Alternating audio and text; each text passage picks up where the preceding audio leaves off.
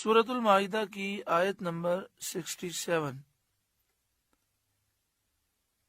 سورۃ المائدہ کا 10واں رکوع اور چھٹے پارے کا 14واں رکوع۔ اللہ رب العالمین نے ارشاد فرمایا، یا ایھا الرسول، اے رسول، بلغ ما انزل الیک من ربک، پہنچا دو جو کچھ اترا تمہیں تمہارے رب کی طرف سے،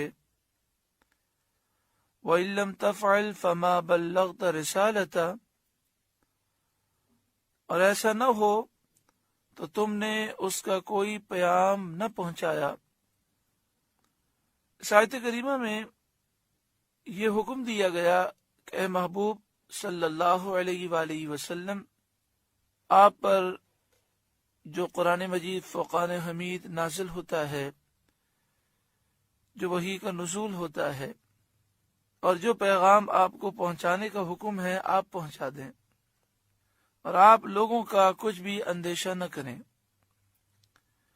واللہ یعصمک من الناس،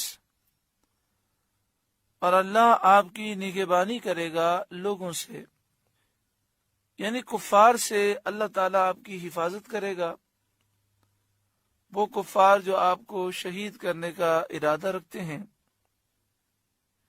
سفروں میں رات کو حضور اقدس سید عالم صلی اللہ علیہ وآلہ وسلم کا پہرا دیا جاتا تھا۔ جب پیارے آقا صلی اللہ علیہ وآلہ وسلم سفر میں ہوتے تو جب رات میں سفر میں قیام ہوتا تو صحابہ کرام آپ کے خیمے کے گرد پہرا دیتے۔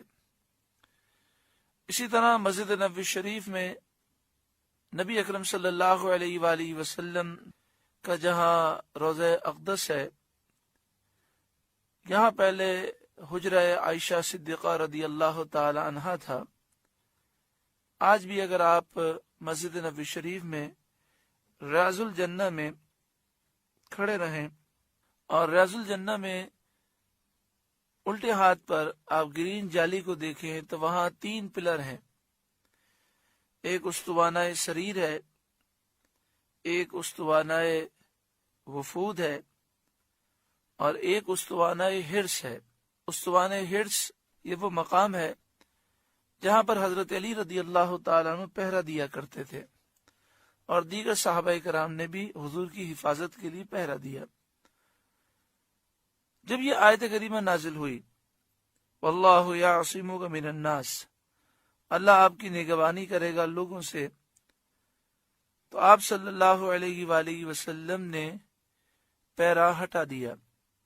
نبی اکرم صلی اللہ علیہ وآلہ وسلم نے پہرے داروں سے فرمایا، تم لوگ چلے جاؤ، اللہ تعالیٰ نے میری حفاظت فرمائی۔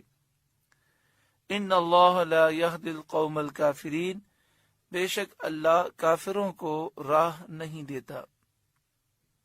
قل، اے محبوب آپ فرمائیے، یا اہل الکتاب لستم علی شیء، اے کتابیوں تم کچھ بھی نہیں ہو، یعنی کسی دین اور ملت میں تم نہیں ہو، حتی تقیموا التوراۃ والانجیل، جب تک کہ تم توریت اور انجیل قائم نہ کرو، وما انزل الیکم من ربکم، اور جو کچھ تمہاری طرف تمہارے رب کی طرف سے اترا، یعنی قرآن مجید فرقان حمید، جب تک قرآن کو توریت انجیل کو قائم نہ کرو اس وقت تک تم کسی دین اور ملت میں نہیں ہو۔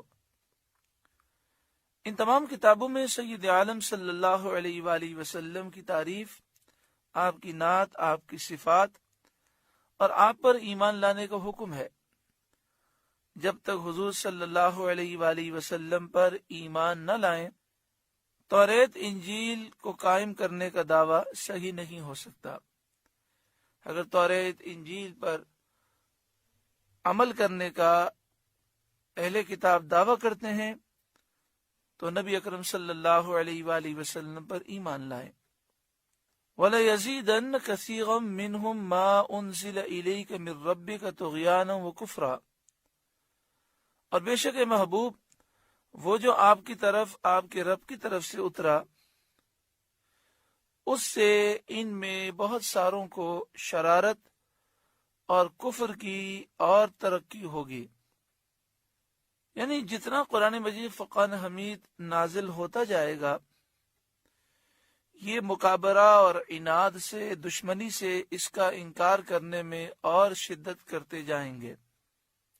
یعنی بہت سے ایسے لوگ ہیں کہ قرآن مجید فرقان حمید کو سن کر ان کے کفر میں اضافہ ہوتا ہے، ان کی سرکشی میں اضافہ ہوتا ہے، کیونکہ ان کے دل مردہ ہیں اور یہ گندے لوگ ہیں.